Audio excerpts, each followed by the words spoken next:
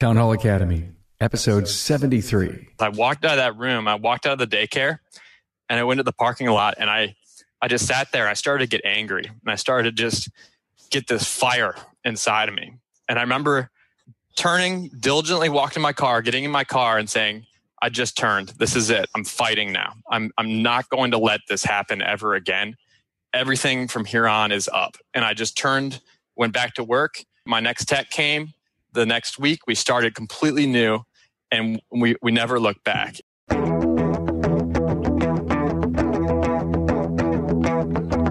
Welcome, automotive aftermarketers, to a Remarkable Results Radio Town Hall Academy. Listen to learn just one thing from today's episode on your journey to remarkable results.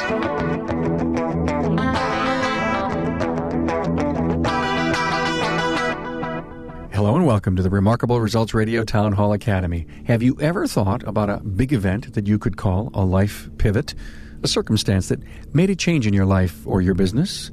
Many of us can claim fame to some monumental occurrence in our career that could be classified as an important pivot point. Today's Academy is all about those pivots. So glad you are joining other aftermarket professionals on the Aftermarket Super Learning Highway. Our intention is to help bring fresh and innovative discussion to inspire and grow individuals and companies. You are with Academy Episode 73 with Kim Auernheimer, Patrick McHugh, Alan Symmes, and Cecil Bullard. Carm Capriato here, thanking Jasper Engines and Transmissions for their support of the Town Hall Academy. Now, why purchase a Jasper quality remanufactured product?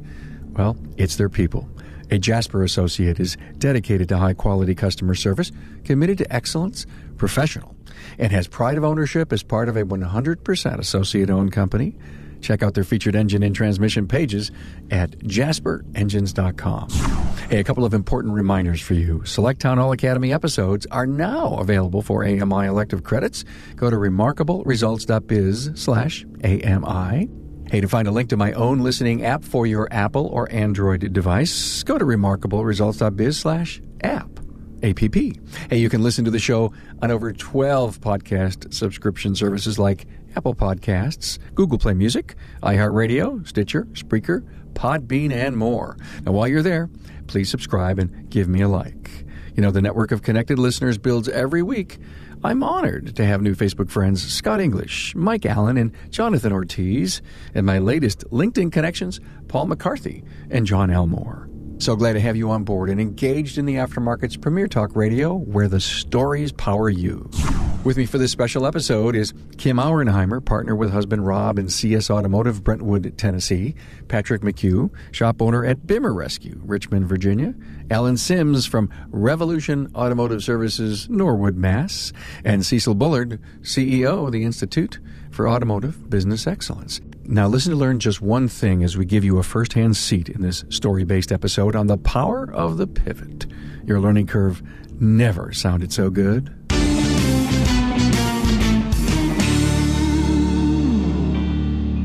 This is a big episode. This is going to be one of those classics.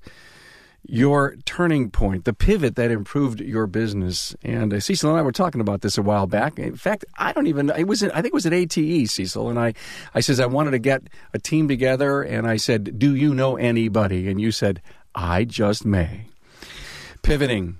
I have to tell you, I've done a few of those in my life. You know, businesses make many pivots as they grow and mature. So do people. Kim, I'm going to go to you first. Ladies, always, you were the bestest and the cheapest place in town. Well, that was our goal. Was we felt like we had to be the best, and yet we were afraid that people wouldn't come in, so we had to be the cheapest. We started our business to cater to some friends and fellow church members, and what happened was we became the best because Rob is, in my opinion, one of the best Lexus Toyota technicians out there. And we didn't in this focus of starting out and building up our business, we also were the cheapest. So we were giving the best service, best repairs, best parts, everything from the get-go. But yet we were in this hamster wheel of just trying to survive and pay bills and get ahead. So you knew somewhere along the line, there had to be a line in the sand that you had to walk over. Yeah, we got to a point where we were exhausted. And we kept thinking, if we bring more cars in, we're going to make more money. Bring more cars in, we're going to make more money. And to get more cars in, they were our friends and friends and church members and neighbors. Then we kept being, we just felt like that's how we're going to woo them, is to be their go-to. We're going to take care of them. We're going to be the best, and we're going to be cheap. And we were exhausted. And we had maxed out our credit cards. We had moved into another building. And then by chance, and I think it was Patrick and I were sitting in the same class, we figured out during the talking points that we realized that there's something, I was looking for help and I didn't know what the help was going to be. And the help was standing in front of us. Barefoot. I just remember he was not wearing shoes that particular class. But Patrick's an old hippie, I think. I mean, I think he's a kindred. Cecil is actually barefoot. Yeah, maybe it was. Cecil. What's so interesting? I think the operative word in what Kim just said was exhausted. And she said it 3 times, by the way. Boy, does that bring up memories for you. How many times do you hear that from new clients? I think there's an awful lot of shop owners out there that have worked very, very hard to try and make their businesses successful. I don't think there's any lack of hard work. I think it's lack of understanding the business financially and really doing the smart things. And then there's always this idea that, man, if I'm too expensive, then they're not going to love me. If I hold my people accountable, they're not going to love me. And then I'm going to be here by myself. And I remember what it was like when it was just me, and it was harder. And I just don't have that energy now. So yeah, we hear, I think I would bet that probably somewhere between 50 and 60% of the industry is in that space right now. The same space that Kim was, a few years back, the same space that Patrick was in a few years back. Patrick, you had this, oh my God, I'm this discount guy mentality. Give us your first pivot. So for the first 2 years of my business, that was very similar to Kim's thing. I was the cheaper alternative was kind of my mentality. For only about 2 years, I did that before I went to that expo, and it was like a lightning bolt kind of struck me in the head in the middle of his class. I didn't even really comprehend the fact that there could be numbers behind the business, really, or there could be.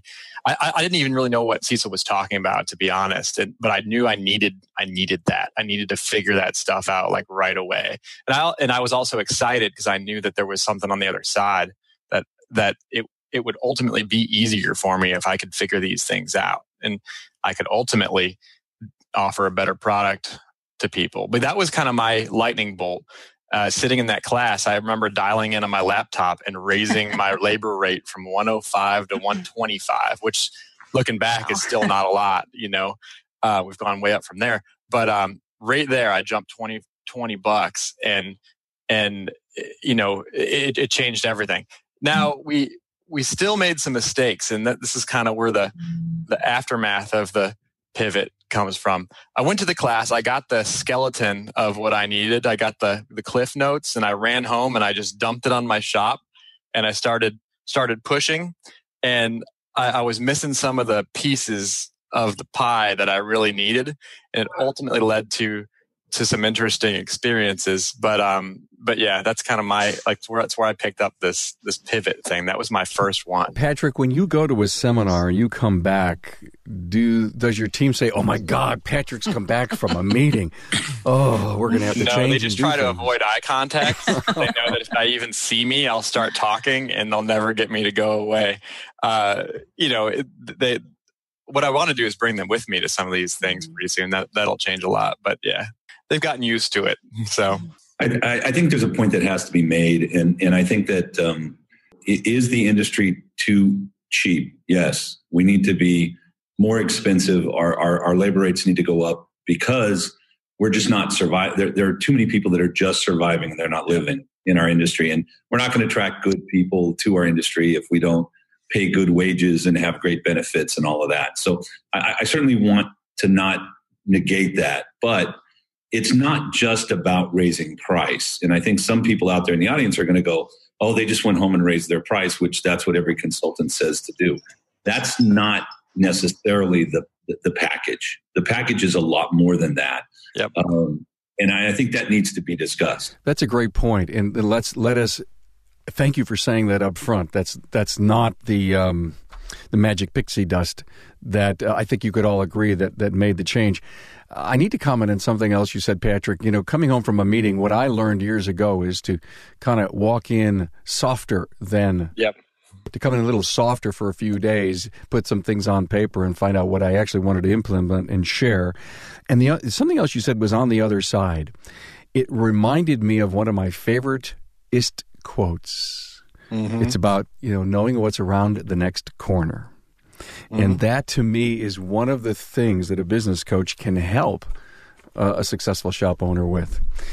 We did come back from that expo, and we have a couple employees that were with us from that point forward, and they saw the changes. And so every time we come back from an expo, or every time I come back from, a training like Vision or the Smart Group meetings, the quarterly meetings, or what have it be, is every time I come back, the employees that have been on this ride, they're learning to trust us more. Each time we implement and there's improvement, then there's more trust. There's less kickback from the employees. So they know, and if it doesn't work, then we don't do it. We stop.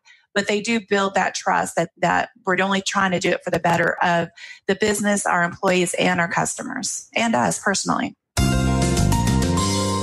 Hey, I'm with Brian Weeks from ATC Auto Center. Hey, are your customers investing in Jasper? Absolutely. And I think that the biggest thing is in the world of automotive nowadays, let's don't talk about parts and labor so much. When you look at the mechanical side of it and look at the parts and labor side, you're selling the customer a transmission, but what you're really doing is selling peace of mind. So it's not hard convincing customers to invest in their vehicle.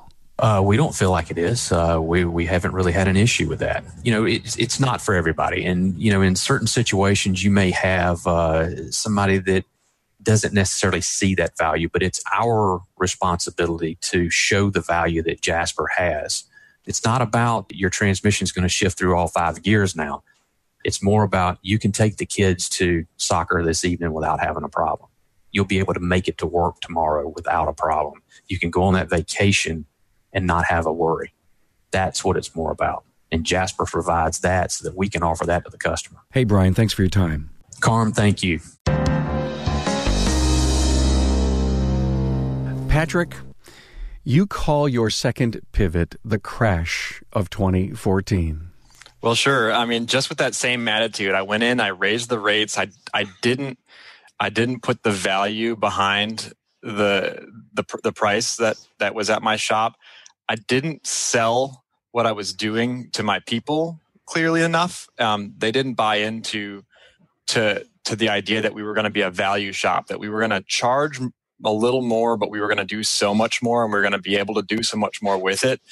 I kind of failed as a leader to get my people on the boat before I pulled it away from the dock. You know what I mean by that? And it caused a kind of a disaster in my shop.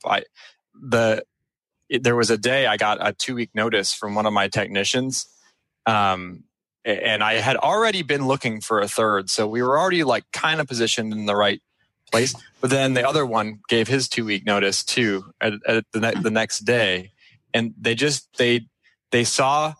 So let me back up a little bit. The biggest problem I had is I raised my rates. I didn't put the value behind my product, and I wasn't marketing yet. So I lost customers, just like Kim probably lost a lot when she made some big changes in her business. I lost a lot of my customers who were looking for just low price, and I failed to replace them with other ones. And it caused a bit of a downward spiral in my business, and it caused my technicians saw what was going on. They were seeing less and less cars coming in, and they jumped off the ship. I mean, I don't really blame them, but there was a day where I had gotten somebody to come that had signed a contract to work for me, And there was one day where I literally got to sit around at my shop with no technicians and just stare at the desk. And I call that the crash. And it was one of the worst feelings I've ever had, as a shop owner. So, well, while we're in your mode, show us the picture. Okay, so I can remember the moment I met Cecil in the class, and it caused a pivot, and I ran with it. The next moment was 2015, September 5th, 2015, at about noon. That same day, where I had no technicians and I was freaking out, I went to my daughter's daycare, and I just walked in the door and went straight into her room. And she was 6 months old at the time, little tiny cherub, just one, best thing that's ever happened to me in life. She was in her crib and she was sleeping, and I just walked up to her, put my hand on her, and this is the picture I took right after that happened. That's her, just like, the cutest little thing. And you can hear me get choked up about this. I walked out of that room, I walked out of the daycare, and I went to the parking lot, and I just sat there and I started to get angry, and I started to just get this fire inside of me. And I remember turning, diligently walking to my car, getting in my car and saying, I just turned. This is it. I'm fighting now. I'm not going to let this happen ever again. Everything from here on is up. And I just turned, went back to work. That guy, my next tech came. The next week we started completely new, and we never looked back. And that was my moment. I can tell to the hour that it happened. And that emotion made a change in my brain happen. I learned from that hard, and that was the moment that it happened. That little picture there. So I would say that was the real tipping point, because it wasn't learning that the shop could do something different or raising prices, or it was the moment that you said, no more. I'm going to make this thing work no matter what it takes. Yep. I'm going to find the knowledge.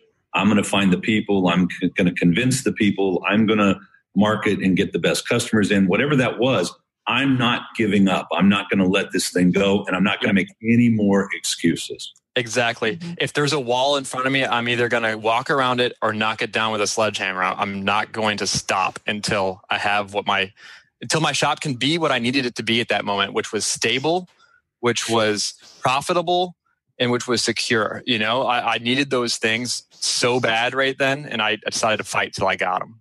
I had a very similar experience, and it was Cecil sitting in my office at my second shop, and he looked at me and says, you have 2 kids in high school right now. What are you going to do for their future? If you guys continue doing what you're doing, you're not going to have a future for your children. And my second one here, we are a few years later, and she's in her senior year at, Vanderbilt. My son graduated with a degree, and they're able to graduate with no debt for their bachelor's. That is because it became a decision. What's best for our family, and that was kind of our moment of, we've got to either do this or we're going to do something different. And my determination was we were going to do this, and Rob's determination was, let's go, let's move forward. And so I think you have to get to that point where you have to know why you want to make this pivot and why it's so important. And it's not just about the ego of having a profitable business or making more money. It's bigger than that. Mm-hmm. Patrick, thank you for that incredibly emotional moment. You've got a lot of great chat going on the Zoom thing, giving you rocky high fives for that moment. Listen, everyone has a great story to tell, there's no doubt, but some of them that can use the story, the rocky moment, to really change their business, to change their world, and to change their life. That's what we're trying to get out here, because there's a lot of people out there that have yet to have their rocky moment, and that's why we're doing this. Alan. Yeah, I think my first pivot really was, and I didn't mention it here in when I emailed you guys, but my very first pivot was when I was working for someone else and running their business. And, I was supposed to take it over. And I said, this is just ridiculous. I don't want this. I want to move on and do something better. There's a better way to do this than what the traditional shop is doing. And I left and I opened my own shop, and I was doing what you guys were doing too. I'm like, all right, well, I specialize in German cars, and lots of German car dealerships out here, and I want to do it. I want to be the best in the area, but I'm going to be less than the dealer. And and then it wasn't working. I was busting my hump and not making any money. It felt like I was just working, and everybody's loving me, and I'm doing a great job, but I'm not making any money. And I just had a baby, and my wife is going to stay home with the baby, and this business needs to be profitable, and this needs to work. So I needed help, and I didn't know where or how to get that help. And then I got a flyer in the mail about from WorldPack for a training seminar on service advisor selling. And since I was selling all the work and I was never a service advisor before, I decided to go to this class. And I took the class. It was here in Boston. Cecil was teaching it. Patrick happened to be there also. I'm listening to this class, and when you're in class, you always get kind of off the topic, and you get onto other bigger and better things that are important as well. And he's describing my business like this is me. I mean, this is exactly me in my shop, and things are going wrong, and it's not working, and I'm doing everything right, but it's not working. So, and he seems to share the same values as me and beliefs as me. And I said, you know what? I'm buying into this. Like this is things can be different. And I took lots of notes. And Monday morning I went back, and the first thing I did is raise my labor rate.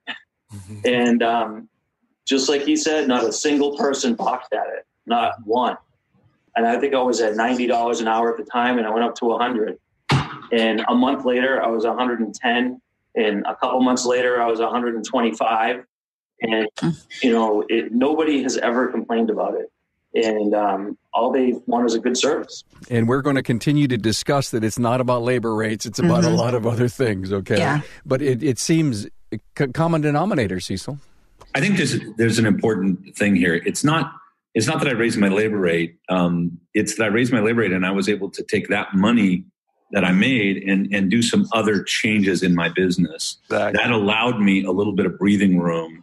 And really, maybe I did lose a couple of customers, but they were really the ones that wouldn't pay anyway. They're not the ones that are going to make me successful ultimately. And, I think you really have to consider, the business as a whole, and the fact that money just gave me the ability to pay my techs a little more and get them invested. And it gave me the ability to clean up my waiting room and make it look better. So my presentation was better. This is a very complex business. And when the pieces are in place, the shops the guys like that we have on today, they've made a decision that they want to run a very specific type of business. And they're not making excuses. They're solving problems. And the fact that they, Kim came to me a few years back, and she said, hey, there's this piece of property down the street, and they were stuck in this little 3-bay shop, and they were very limited. And we went through it, and I was like, how come you haven't bought it yet? That couldn't have happened 2 years prior, because they weren't in that position to take advantage of that. And then they still would be stuck in this little 3-bay shop doing $50,000, $60,000 a month and scraping by, as opposed to having a beautiful 12-bay shop or 10 bays, whatever it is. 10, and really allowing for more opportunity within the business, not just for themselves, but for their employees, families, and even for their customers, better for the customers also. I think in some ways I may have jumped the gun just by saying, I just saying that I raised my labor rate. This is not just a big labor rate raising fest over here. I did that, and I failed to put some of the other pieces in place. But looking back now, looking at what our shop is compared to what it was back then, with the profit that we've gotten from doing this right, we've hired factory level technicians that have 15, sometimes 20 years of experience. These guys are making good money in my shop. They have benefits. They have a 401k with great matching that is a lot of the benefits are even better than the dealership jobs that they had before. We have a fleet of loaner cars that our customers just love. Our business is stable. And in my opinion, a customer coming to a stable business that has money in the bank is going to be taken care of better across the board than a customer walking into a business that's barely paying their bills. We've built so much more value from the extra profit that we've gotten from being a good business that ultimately I think we are offering a better product and customers are liking it better, and we're able to do more for our customers. And one of our pivot after we came back from that expo it did include raising the labor rate because we were the cheapest. But what it also did, the pivot for us was we got to come back and run this like a business, not just, we're going to make money, we're going to pay the bills and hope we have money at the end of the month. So the pivot for us was raising labor rate, setting up systems and processes, figuring out how to track and focus on our productivity, our shop, our technician productivity and the shop efficiency and the technician efficiency. And it was this whole package of, these are the numbers. I guess the pivot ultimately was, these are the goals. We have goals now. We didn't have goals before. So the goals are X, Y, and Z. Now that was our pivot, is to know what our goals were going to be and then make the shift on accomplishing those goals. So for us, I don't think the pivot was, we're the cheapest, let's raise our rates. It was, let's figure out how to run a business better and do it. We're all having multiple pivots in our world and in our life, in our business. And, from these first 20 some minutes, here's my takeaway. Change is good. Absolutely. And I think when it doesn't matter if it's labor rate, if it's leadership, if it's marketing, when you start as an inexperienced, quote, air quote, business person, and Kim, you said it, we have to learn to run our business like a business, and you do those changes and you find positives from it, and then you start walking around saying, change is good. But Carm, here's the deal. I've made some changes in my business based off of my gut and my seat of my pants before, and they've blown up in my face in a dangerous way. I've recovered from all of them, but the change is good as long as it's a balance between your gut instinct that's backed up by data, it's backed up by past experiences of others. I did not say change is perfect. Yeah. And please remember that. Cecil. I think that the comment would be, good change is good. That's right. And when you have knowledge and you base what you're doing on knowledge, your gut has to come into it. Yes. Don't get me wrong. It's not, there's this mathematics and that makes sense. But when you have knowledge and like productivity, my productivity is 65%, that's costing me $100,000 a year. Now, all of a sudden you say, I need that to come up. And if that comes up, I'm going to recoup that money, and then I'll be able to use that money or put that money into invest that in myself, my family, my business, and the families of the people that work for me. I like where we went with this whole change thing that I've kind of interjected here. And where I picked that up, change is good, many, many years ago, was when too many people said, I don't want to change. I don't want to change. And you really had to, there's a way to say that change isn't perfect and good change is good. But I'm trying to, I guess, with that whole discussion point here, is to get people to realize that they've got to do something. And that's our point here. I think there's an important question on the feed. I'm kind of following questions. And it is, does complacency, lack or understanding of business education, or denial come into play? Well, of course it does. Mm-hmm. I think that you get tired and you don't know what to do, and you find other things to do that aren't perfecting your business. They're not solving your problem. I watch myself. I have an article to write. I'm not feeling it. So all of a sudden I'm on my Facebook, goofing off, or I'm in my emails. Instead of sit down, start writing, and it's going to come to you. We have too many automotive business owners that don't have the knowledge when you understand the business financially, like the people in this on this podcast understand the business, it gives you a lot more options, a lot more faith, a lot more hope, and actually starts to help you understand where do I go, right? Where's my next thing? And labor rate increase is one small piece. Yep. Hey, thank you so much for that. I love the stream, and thank you to my friend Greg Buckley and Kevin. Of course, Kevin was on last week. Good stuff, guys. Thank you so much. Hey, let's find another one of those marvelous inflection points. And you did a pivot, Kim, about customer acquisition. Yeah, if you could go back to the beginning of my story, our customers were our friends and church members and those looking for the bargain. So I think what naturally happened is as we became more professional in what we did, and the increased labor rate, even adjusting our parts margins. We had no idea that when you charge twice as much as you're paying, that it's not really a good markup. We just didn't know that. So when you start figuring out, what your goals are and start achieving those goals, you're naturally going to have attrition of customers. That customer base is going to change because they liked it better when they can just call you and say, "Hey, Rob, I've got this leaking. Yeah, stop by and I'll take a look at it." No, now we're looking at our scheduling. We're looking at the shop productivity. We can't just see it when it works for you. We've got to make sure it works for our business and our technicians. And so it wasn't as convenient for them. It wasn't as cheap. It wasn't. So we had to kind of say, okay, what is the business that we want to be?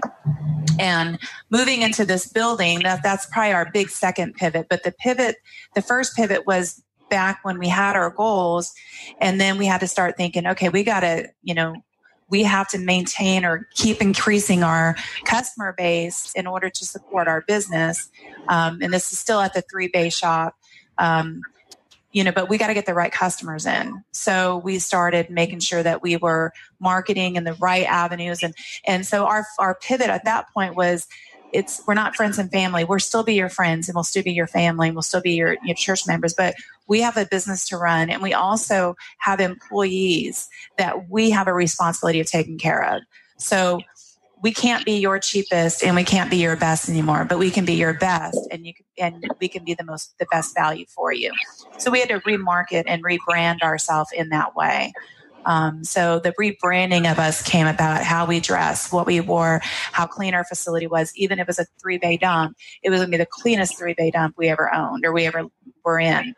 And then how we answered every system and process was about rebranding us in order to bring in that right customer. Thank you for that. And by the way, anyone can go to our website, type in Kim space A, if you can't spell Auernheimer, and listen to all of Kim's previous episodes because she's very passionate about processes and systems and some great stories about your business success. Thank you for all of that. Alan, thank you. The next pivot for you was kind of peer-to-peer.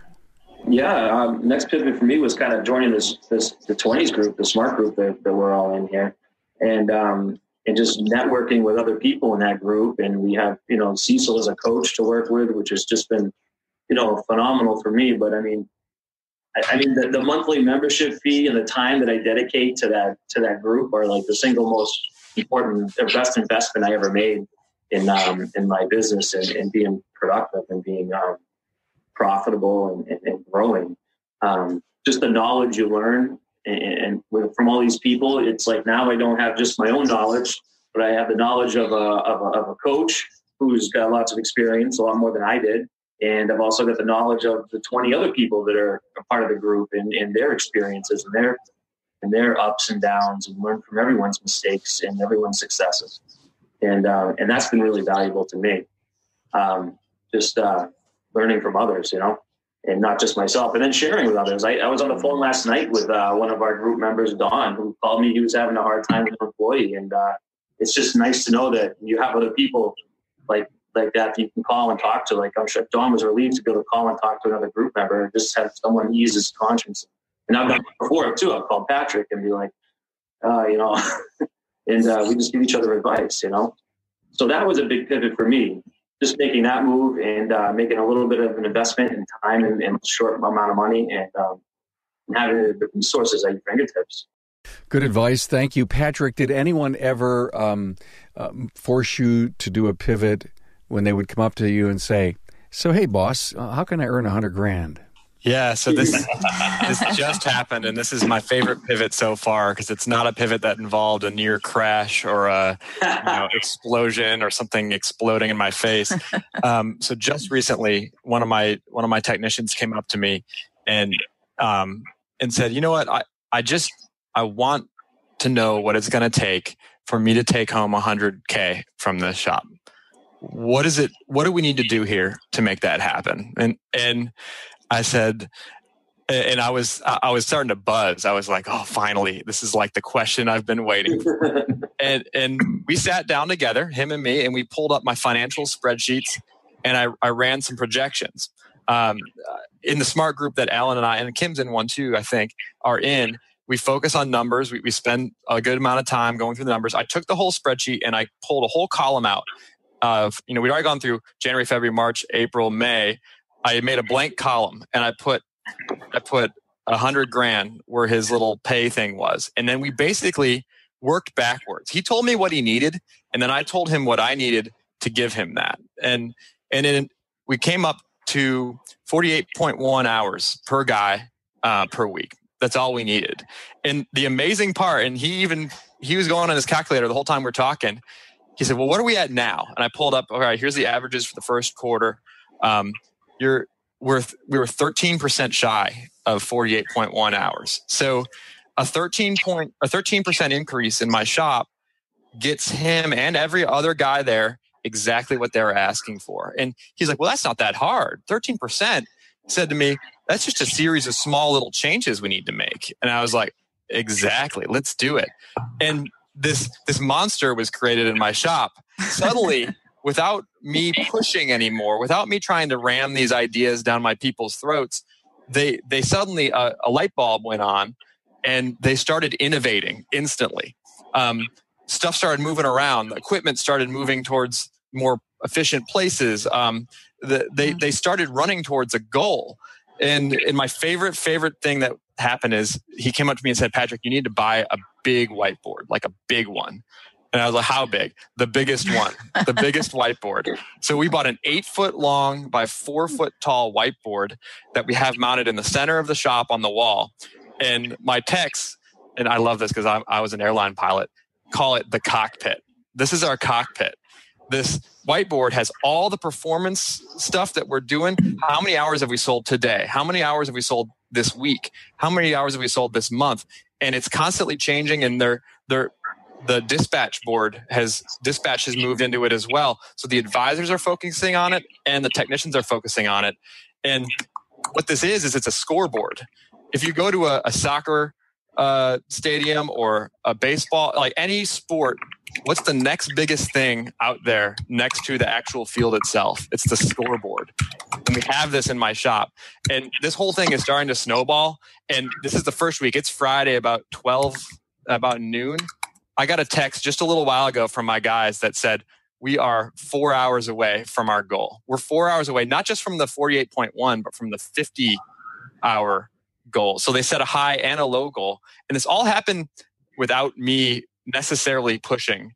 This is my pivot. And this pivot kind of happened on its own, happened organically. It happened because of a culture that I was able to build in my company. I laid out the pieces. I put the right people in the right places. I could afford to hire the right people that have these ideas floating around their heads. And then it just came to life literally last week. And we had our first week with this new system, and it's working. It's so cool. So that's my third and favorite pivot to this point. And it's got me really, really excited, as you can see. That was an example of what Alan was talking about, these groups that you go and I'm going to go find an 8-foot by 4-foot whiteboard. Yep. And we're going to try this because that's exactly what we're talking about. Those 20 groups. Cool. I'll send you a picture getting into, I would love to see that. But getting into these groups and taking ideas from other people and implementing it. And that's exactly what Alan was talking about. Just like Cecil said, it's easy to get kind of stale in this industry. Day by day it goes by. Having some peers to go to is so important, I think, because it lets you get out of your shop and innovate a little bit and share ideas. Yeah. And there's so much of what we do and what we need to do is using our brains and thinking about stuff on a higher level. Go ahead, Cecil. I think Patrick said something earlier that I think is super important, and that is he created the culture. Now, he didn't create that all by himself, but once he decided what kind of a shop he wanted to be, he started thinking differently, acting differently, and attracting, different things. I'm not this woo person, but I think when the time's ready and you're ready, the universe will provide what you need to be successful. So he attracted great people who now, because of the culture that was created between the team, now they're going, wow, we have the opportunity here to make $100,000. I can't tell you how many shops in classes I've taught. I said, yeah, my technicians made routinely $120,000, $130,000 in 2005. And they go, oh, no way. Technicians never could make that kind of money. Well, I'm sorry. It isn't that hard. When you've created that successful culture, you've decided who you want to be, and you've got people involved and invested in becoming what that is. And I think that's one of the keys that created the ability to have that pivot point. Them going to group meetings and coming back excited about knowledge that they've learned is creating a culture, and it's teaching a lesson to the rest of the team. Hey, I need to learn some new things. Hey, if I learn some new things, I could have better success. And that culture becomes so important to your ultimate success. Now, I listen to almost everything my guys say, and we do just about everything they kind of want to do, but there's also limits. Had they come to me and said, well, I think we're going to stop doing the multi-point inspections and just start trying to churn more cars through here, that would have been a different story. But they know that that's one of my cornerstones, and that's not going to go away. And they know that that's better as well. They know that those inspections are what raise our vehicle hours per sold from 2 hours to 5 hours per car. And that's what enables us to do so much with less cars in our shop. And it's right for the customer. It's right for the customer. We're fixing more of their car. There are customers' cars compared to another shop's cars. Our customers' cars last longer. They don't break down as much. They're more reliable, and they're more enjoyable to drive. And that's what our customers are looking for when they come to us. So it's all a huge... It's an overall value. You have to make yourself overall more valuable to them than the alternative. Yep. And you have to be I believe in, I know that we may be the most expensive shop in town, but we're the best shop in town. And we offer the best service, the best value overall. In the end, people pay less to keep the car throughout the life of the car. It actually costs them less money because it's done right. Yep. And they have an understanding of it along the way. But it goes back to, you have to decide if that's what you want to do and that's who you want to be. Yep. And I think all of us, that pivot, our initial pivot was, who are we and what do we really want to be? And if there's a gap there, then we got to close that gap. And that's, so that going back to the pivot is deciding who you are and what you want to be as a business, as an employee, as a parent, as a spouse. This business, it encompasses all of those. You guys at some point were up against it. You were tired. You were the discount shop. You were the guy that, your family and friends supported your business. You kept the price low. All of a sudden, you come to this crazy guy's class and he starts teaching about numbers, and you make a decision that you're going to do something different. Now you got to go home and you got to tell your staff, we're going to do something different. And you actually have to do something about it and make a change. How did you go home and get the staff invested? In Patrick's case, he didn't do a good enough job, and it cost him, at least initially. Maybe it was the right thing because it got him to the second pivot point where he decided who he was going to be. But how do you get your people? Sheila asked a question: Do you look at the other labor rates around you? And my answer is no. I don't. I don't care what someone else is charging, because I know what I need to charge to get what I need out of the business. Well, how do I get my staff behind that? My service advisor, my techs. How do you guys do that? Or how did you? I actually, when I only had one other person working with me at the time, and we were both working a zillion hours and having a hard time. And my initial thing was, I came back and I had a conversation with that person, and they were on board. preaching about how this is going to be better for you, for me, for everyone. And I ended up hiring another person and trying to ensure that this person that it's going to work out, it's going to be okay. And you got to get them to buy into the culture. You're building a new culture, and if they don't buy into it, if they don't fit, then it's going to work itself out. They're going to eventually end up leaving. But honestly, I had the hardest time selling it to my wife, who's probably listening right now, because she was nervous about that. She didn't sit through the class. She was worried about me just raising my prices and making more investments and being cautious about making all these investments. But it takes time, but the investments pay off. It just takes time, and you got to work hard to get through it. But once you sell it to the people, and like Patrick's got such an awesome situation there where everybody's like bought into his culture unbelievably well. And I think it's just because you have to sell it and you have to live it and you have to be energetic about it and excited about it. And it's your being. You emit this culture from you in all aspects, and you're always excited about it. And you're always excited about it on the phone in your weekly meetings, which you should be having with your staff, and in your smart group, wherever. Always be positive about it. And people just follow you. They believe you and they buy into it. And then when you're working as a team together to do it, it just works. Customers love it. They see that energy. They feed off of it. They love it. People comment to me about that. I love your energy about brakes. Well, yeah, we got best brakes.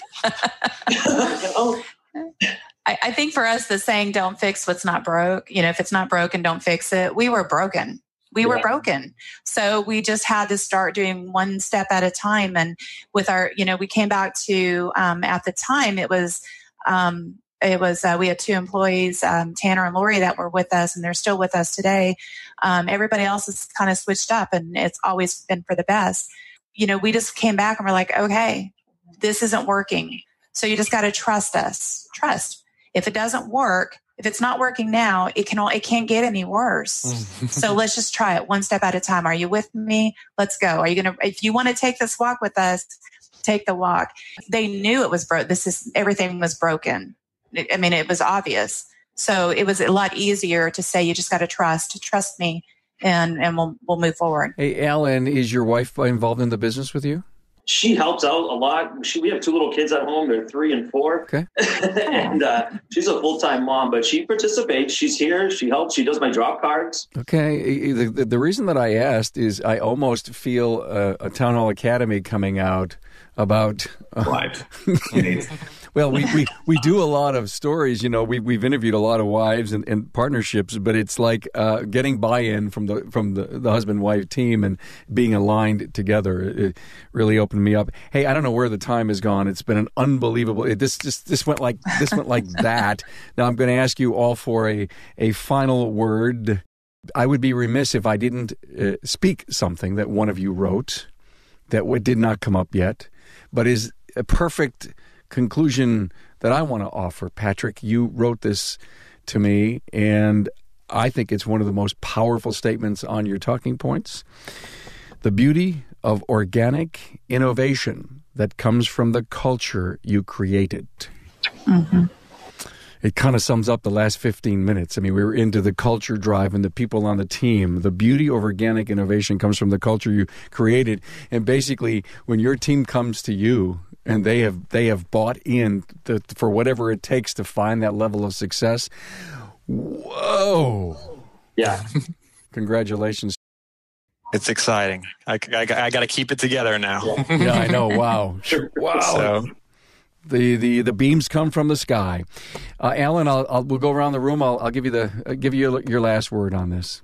I guess with the pivot, we've all been through tough times as business owners, and there's lots of people listening here, I'm sure, who have been through tough times or in the middle of tough times and tuning into this because they want to, some encouragement for a direction or like the magic potion.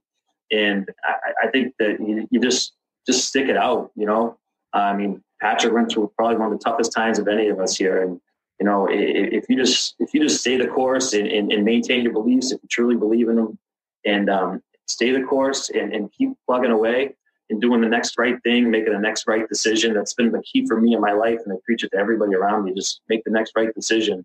And you can't go wrong. The world would be the universe is in your side somehow. The stars will align and you'll get through it and you'll come out the other end. I went through this with a service advisor that just about sunk me recently, and then compiled with a marketing campaign that flopped, that cost me a ton of money.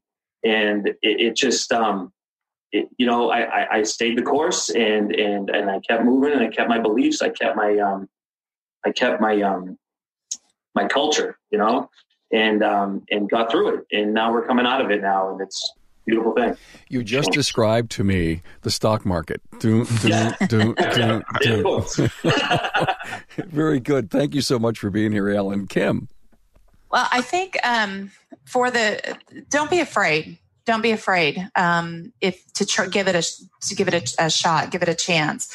And then when you do, as Alan said, persevere, keep the course. I wouldn't say it was an additional challenge, but it was a different kind of challenge in that there was two of us, because Rob and I are partners in the business. He's just a lot more quiet and shy than I am. But we both had to decide to make this pivot together.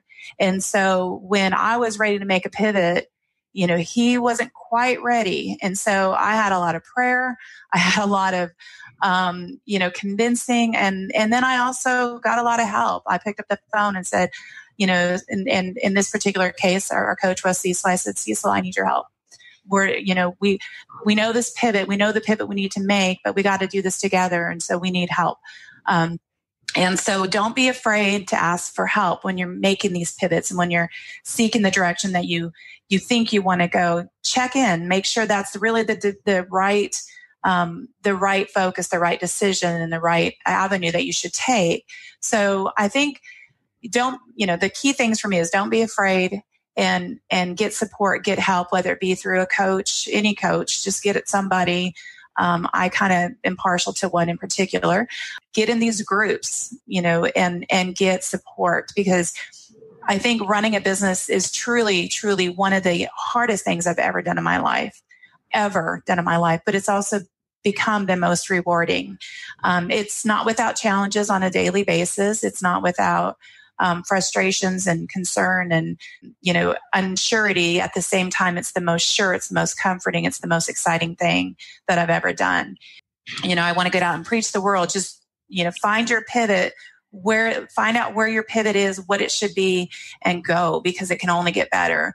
And, we're blessed that we do have a 10-bay shop. We have, 4 amazing technicians. We've got, 2 amazing front office staff, and Rob and I have an amazing marriage because we got help when we needed it.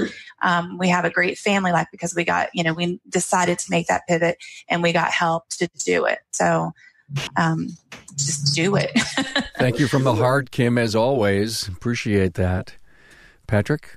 I'm going to feed off what Alan said a little bit with the attitude thing. The attitude that you carry around on your shoulders every day makes or breaks what's going on here. There was a day, that Friday, that I had 0 technicians working for me, that I was checking in cars for the Monday that I was hopefully going to have a technician roll his toolbox in my doors. And I literally felt like I wanted to crawl in a hole and die that day, but I still was carrying my attitude around with me. I was still positive. I was still excited about my business to my customers, even if inside I was kind of falling apart. My advice to the people who have to deal with this stuff is to put on a suit of armor, so to speak, when things are going south. And even when that technician just dropped a bolt in the turbocharger, I'm still talking positively about that guy to my customer or to my friend. Never, ever, will you ever hear me talk negatively about my business to anybody. I'm not going to gossip about my business. I'm not going to talk bad about my guys for any reason. I trust my guys, even when they're sitting there having a bad day screwing up. I hold them on such a high pillar all the time that my customers and the employees that might someday work for me can just sense that attitude. And there's a certain, I can't quite put a word on it, but there's a certain magic about just being excited, making yourself excited all the time. And it can create the success that we're talking about. Hey, thank you, man. A comment that came from the webinar chat here: creating a culture takes leadership. People have to be willing to go back to you, but you have to have their backs as well. Mm-hmm. Recommended book, Extreme Ownership, from Jocko Willenick. Thank you. Great book. I've read that. Cecil, you have the last word. I'm the luckiest man in the world because I get to work around inspiring people like this, and I get to help them figure out who they are and figure out what they want and help them achieve it. So I can't tell you how inside I'm beaming from ear to ear because I get to do this on a day-to-day basis. I watched my father work very, very hard in his business for a very long time, and I don't think he ever achieved the kind of success that he really wanted to achieve in that business. I think it became a place that he didn't know what else to do, so he just kept doing this because that's how he paid the bills, and he paid the bills. We talked about a lot of things here. I think we talked about pivotal points, and I think you need to understand that there are going to be tough days. And on tough days, you need good people around you. You need good employees around you that still understand the vision and what we want to accomplish. And you need good friends around you and other business owners around you that do what you do, that have had success and they've been through the tough times and they've held it together and kept it going. You need good, knowledgeable mentors, people that you can look to for key information that you just don't know, and you don't know that you don't know. What would our world be like in the automotive industry if everyone had a good coach that they could work with and started to learn and understand some of the additional pieces that they're missing within their business lives? It can be such a great business. I mean, you can really turn this thing around. If you're tired, go get some help, get some knowledge, and it is about increasing your labor rate. If the expense of having a consultant is what's holding you back, or the expense of joining a group, I'm the guy that says raise your labor rate $1 an hour. No one's going to care. No one's going to know if that gets you the help that you need. Culture is so important. That excitement that Patrick has for the business, that Alan has for his business, that Kim has for her business, is what gets the team on the, they're ready to go too, because they see that and it's inspiring to the people around you. I just know how great an automotive business can be. And I think our future is very, very bright, but it's only bright if we learn the things that we need to learn. And if we decide not to make excuses, but to tear that wall down or go around it or go over it or go through it, whatever it takes. And so I'm very inspired. And then last but not least, Carmen, I'd like to thank you for the opportunity to be here and to be able to tell our stories. I think you do a great service to the industry. Thank you so much, Cecil. I sure appreciate this. Absolutely. We all lift all ships here. Thank you so much. Kim Auernheimer, CS Automotive, Patrick McHugh from Bimmer Rescue, Alan Symmes from Revolution Automotive Services, and Cecil Bullard, CEO, Institute of Automotive Business Excellence. Salute. Thanks for being on board to listen and learn from the premier automotive aftermarket podcast. Until next time.